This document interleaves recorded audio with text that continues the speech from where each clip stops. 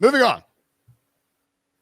The Dallas Cowboys, our final team in this show, picking number 24 in the first round. Traps, what do you see as the Cowboys team needs, and who could be a good fit for them at 24?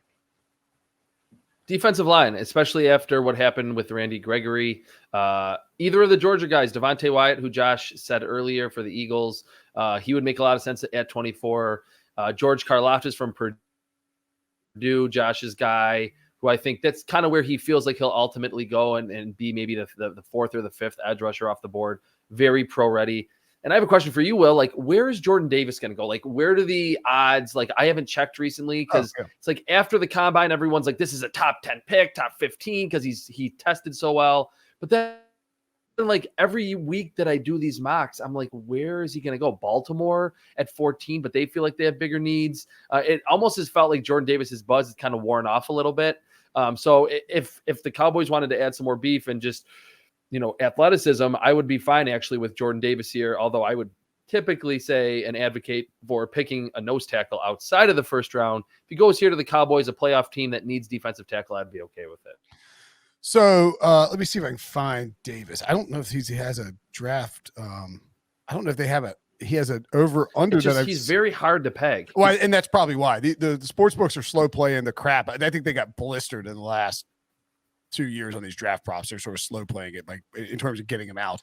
And I'm just looking over it. Like he's not going to the Chargers at 17. They signed a bunch of defensive tackles in free agency. That Saints, Philly, probably not after re-signing Fletcher Cox. I don't know though. Feels like there's a buzz for Jordan Davis. Philly with those three I don't know where he's picks going to go. It makes sense, especially if you think Fletcher Cox is a one and done at this point. True. Like you got those 3 picks there. You can Jordan Davis is just a dude. Like you hate to call him a unicorn because he's so big, but he is, he doesn't seem like a unicorn type, it's like he seems more like a giant Sasquatch. There you go. That's perfect. That's exactly what I was looking for. I think Belichick was asked about him at the Georgia Pro Day. It was like, he's not falling. So one of those coaches was asked about him on a good team. Was it Belichick? I don't know. I didn't hear it.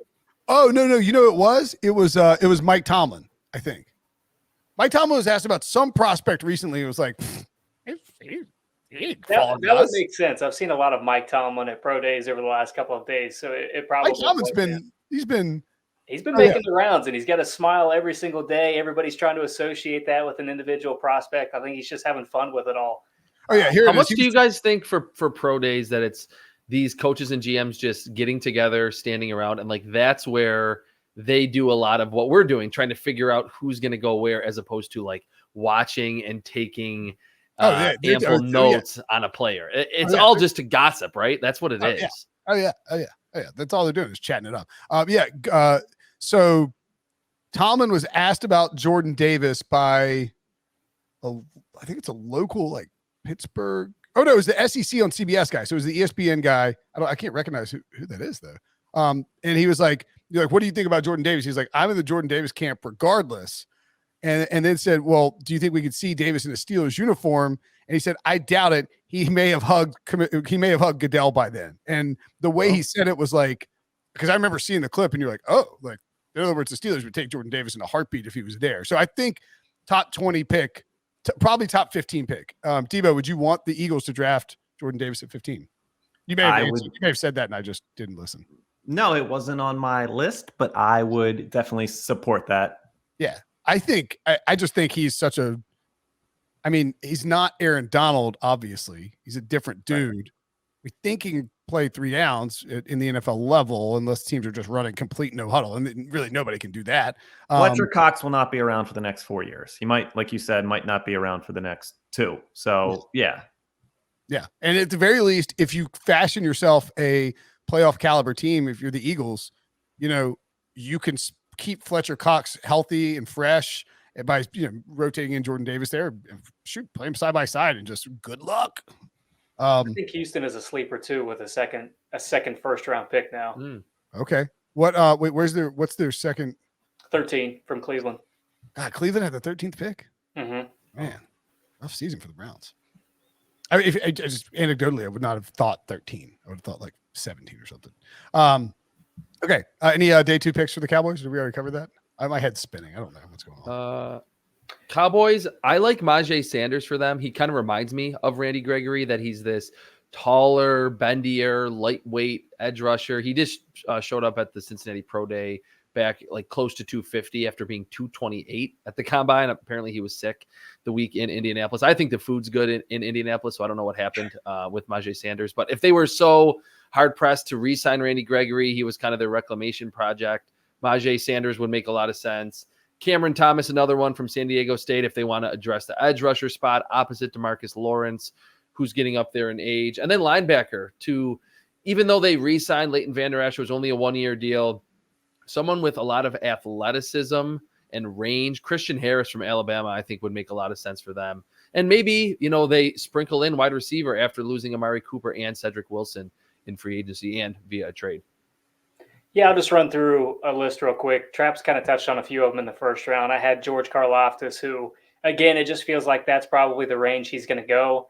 Nakobe Dean, the linebacker from Georgia, I think would be a great pairing with Micah Parsons there, because Parsons is, quick twitch. He's going to shoot gaps. He's going to get in the backfield. Nakobe Dean, on the other hand, is a guy that, has a lot of quick twitch nature, but he's also a guy that's willing to do the dirty work. He's going to take on blocks and do the stuff that maybe Micah Parsons would not. So I think they would be a great pairing. And then when you get into day 2 prospects, I had Sam Williams, an edge rusher from Ole Miss.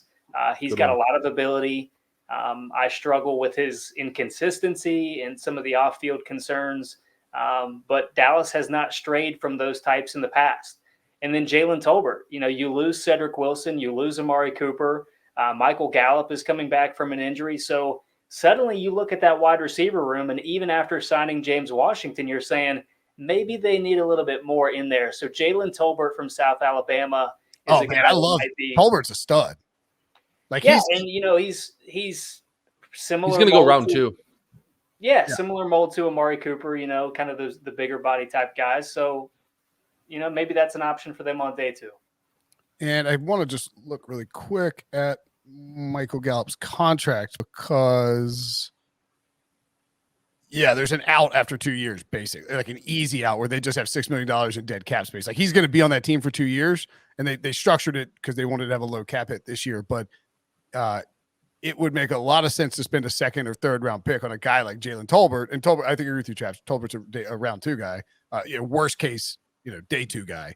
And you grab him, and all of a sudden you give him 2 years to develop, and then you can move on from Michael Gallup, and you have CD on a big extension and Tolbert on the rookie deal. That's actually a pretty ideal scenario.